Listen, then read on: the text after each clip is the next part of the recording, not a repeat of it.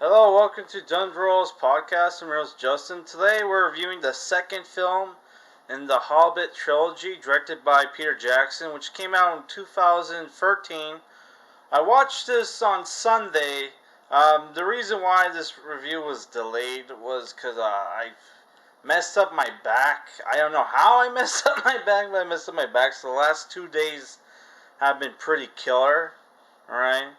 But, some good things happened in the last 2 days, which, by the way, I hope you guys all had a Merry Christmas. My Christmas was decent. I still have some Christmas presents coming in the mail. So, until I get all my Christmas presents, I'm not going to do a Christmas haul yet. But, good news, well, we had two nice things happen. One, I got my Nintendo Switch to work. So I got a new Nintendo Switch game. So when the Christmas haul video is ready, I'm gonna give a little first impressions on the Nintendo Switch game I got for Christmas.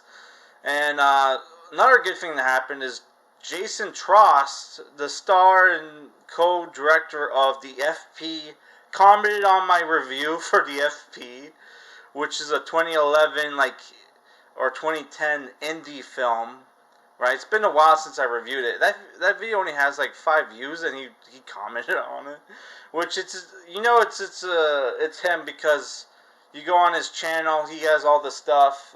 He has the FP2 available to watch for free, and he has trailers for his upcoming movies, right? Which he told me that the FP4 is coming out soon or something like that, which I did not know there was going to be FP4. I knew the FP3 had came out, but FP4, wow. So that's great. But now we're gonna go on this review, right? This movie is 2 hours and I think 30 minutes. Let me double check. It's 161 minutes. So about 2 hours and 40 minutes, right? Yeah, it stars Ian McKellen as Gandalf. You got Martin Freeman as Bilbo Baggins. Luke Evans as Bard.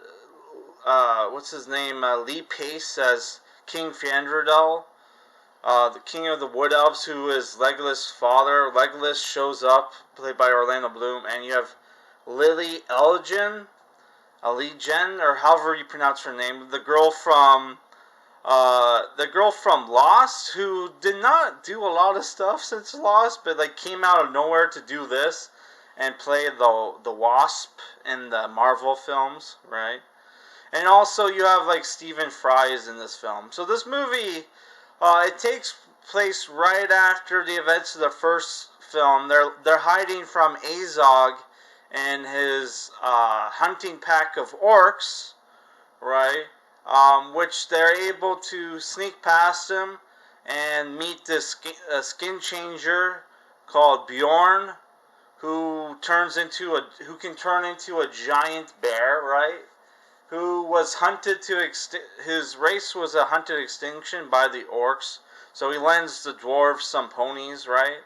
And leads them to Mirkwood, which is this forest that they have to go through to get to shortcut to the ancient, not the ancient, to the Misty Mountain, where they have to get there before Durin's Day, so they can open up the secret door to sneak into the mountain, right, where Smaug is protecting the treasure, right, but before that, Gandalf gets a telepathic message from Lady Galadriel, played by Kate Blanchett, to go on a mission to find the necromancer in Dol Guldur, which it turns out the necromancer turns out to be Zoran. Zoran. Sauron. Did I pronounce that right? Sauron? Yeah. Which is in his form, you see glimpses of the Eye of Sauron, where he glows red. He gets this red aura around him, and he kind of looks like the Eye of Sauron, right? Which is what the hell? Why did you? Which he's super powerful. He kicks Gandalf's ass and imprisons him. why did he give up that form to become the basically an evil telescope in the Lord of the Rings movies? I don't know. Better to find the one ring, right? So yeah, what ends up happening is they encounter spiders, giant spiders, in the Mirkwood. They get out. They get captured by the Wood Elves. Where this is where you first get the, you see Legolas, right? And you find out Gloin, one of the dwarves, is actually Gimli's father, which you see a picture of Gimli's mom and young Gimli holding an axe, which, Gimli's mom was mistaken for, like, a dwarf man, and, like, Gimli was, like, mistaken for a goblin mutant or something. They make jokes here and there. And, like, Legolas is a dick in this film, steals Goblin Cleaver from foreign Oakenshield, but like they're able to escape the Wood Elves prison by Bilbo Baggins' help using the ring, right? And then they meet this Bard character, right? Which, fun fact about Luke Evans in this movie is that he turned down Nicholas Winding Refn's "Only God Forgives" to be in this film and the sequel, right? Which like really pissed off Nicholas Winding Refn. It's like, you're gonna turn down my art film to work on the fucking Hobbit films, the fucking Lord of the Rings films, which. I wonder what the exact reason was. Was it because for the paycheck, for the, to work, to get, like, more street cred, to work on a big blockbuster film? Or was it just to play a character that gets to kill a dragon in the sequel? Spoiler alert, but yeah, he may or may not kill a dragon, which his ancestor, he's the descendant of an ancestor who was supposed to kill Smaug, but missed, right? Using a dwarven windlance, which is basically like not a trebuchet, but like one of those, a ballista, kinda, right? And he has like one that uses black arrows, which is the only weapons that could kill like a dragon, and he has one left. One left, right? So yeah, what happens is that they sneak into the mountain. Bilbo finds the Arkenstone, but gets encountered by Smaug, who looks great in the film, and you get to see this cool chase between, like, the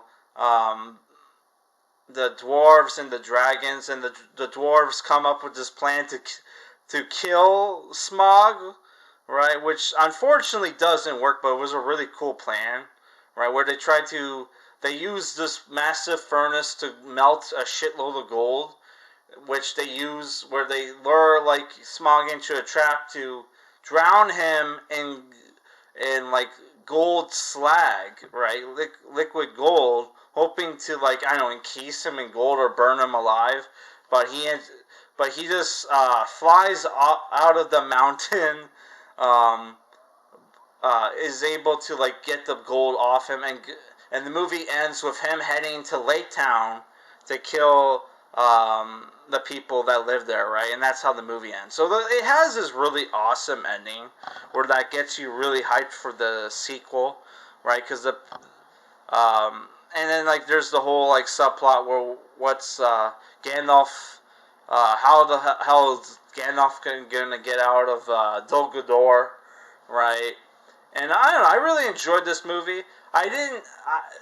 People say that, like, Orlando Bloom, Legolas, like, kind of overshadowed the dwarves in the film. I didn't think that. I don't know. I didn't think that was that big of a problem.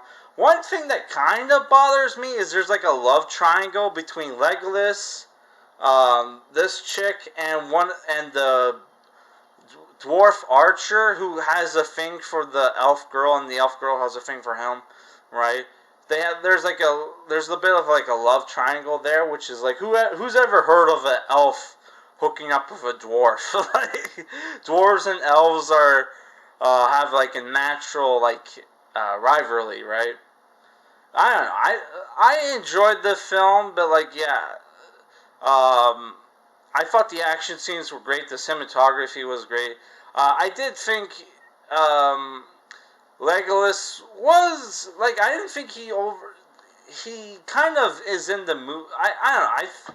I know I just said I don't think he overshadowed our characters, but I did think um, he was in the movie a bit too much. Because like after they arrested the dwarves, he didn't really need to be in the movie after that. But that we got to they wanted to show off some action scenes with Legolas, which Legolas is too OP, right? I'd rather see the dwarves because the dwarves are like skilled fighters, but they're like you know, but they still struggle against the orcs. So like that would have been more of like an interesting matchup where the dwarf like the orcs like pretty much run away, like especially the one dwarf, not dwarf, orc, Bolg, who has like, who's like part cyborg, where he has metal plates in his like skull, metal plates like embedded in his ribs to deflect blade attacks, right? Which you get to see like Legolas fight with Goblin Cleaver, which is the elvish sword here that like Thorfinn wields in the first film. Which that really sucks, man. The guy steals like his sword that he got in the first film. That sucked, and he doesn't even have it in the Lord of the Rings film. So it's like, what the fuck, man. Also, the scenes with Lake Town, right, and Stephen Fry's character, I thought was a bit much. It was a bit too like I don't know. I wouldn't say comedic, but like whims. It felt like the stuff with the scenes with Lake Town and Stephen Fry's character, like the mayor, the corrupt mayor of like Lake Town. That shit reminded me of a fucking Discworld movie, right, which is based off the series of like dry humor, like British fantasy books, which we did a review for like one Discworld movie. The Hogfather, which was basically the Discworld Christmas movie, which I tried to watch the first Discworld movie. The what was it called? The Color of Magic, which was boring as fuck. Though it was kind of funny at the beginning, but I couldn't finish, man. It was fucking boring. Yeah, so I don't know. I enjoyed this movie, but like, yeah, there were some scenes that were I thought, man, didn't really belong in this movie, right? Like the Lake Town like stuff, how they played that up, the comedy wise, I didn't like that. Like I said, I thought it belonged, that shit belonged in like a Discworld movie, which I don't have. I'm not talking shit about Discworld. I'm just saying that doesn't necessarily belong in the Lord of the Rings. But I know like in the books, there's like goofy comedy shit like with the what's his name, the one. Uh, yeah, there's like goofy singing shit in the original Lord of the Rings books. But like yeah, in the movies, the Lord of the Rings movies tend to be more serious, right? Which I know this movie, the Hobbit films are a bit more whimsical because they're dwarves and hobbits and stuff. The main characters are dwarves and hobbits, but I don't know. I did not like the Lake Town scenes. But other than that, I enjoyed the film, and I would give it not as good as the first film, but 7.5 out of 10. I really love the scenes with the dragon, which Benedict Cumberbatch does the voice of Smaug, and he did a amazing job, right? And the scene where he flies out of the mountain, right, covered in gold, was iconic. That was super iconic imagery, right? And also, I didn't like the Thorfinn does like not a heel turn, but he does this cute, weird character change where when he asks like Bilbo for the Arkenstone, and he acts like he's asking for the One Ring, right? Like this is like some magical thing that's like corrupting him, right? I did not like that at all, because that felt like too much like, oh, we're copying like Lord of the Rings, right? Which there's a lot of that in the third film, right? Which we'll review next week. Well, that's all I gotta say for this review, guys. I don't know what movies we're gonna review in the meantime. I am going to review for New Year's, like New Year's Eve. I'm going to review another mecha film, Gundam film, which is Endless Gundam Wing Endless Waltz, which is, I think that movie, if I remember, takes place around Christmas or New Year's, right? So like, yeah, we're gonna review that. Which there's a lot of Gundam anime that takes place around Christmas, like Gundam Double or New Year's, like Gundam 00, War in the Pocket, and so I knew there was another one, but I can't. I'm blanking on it. Which, well, like I think the finale of the original Gundam series took place around New Year's, right? I can't remember. Well, that's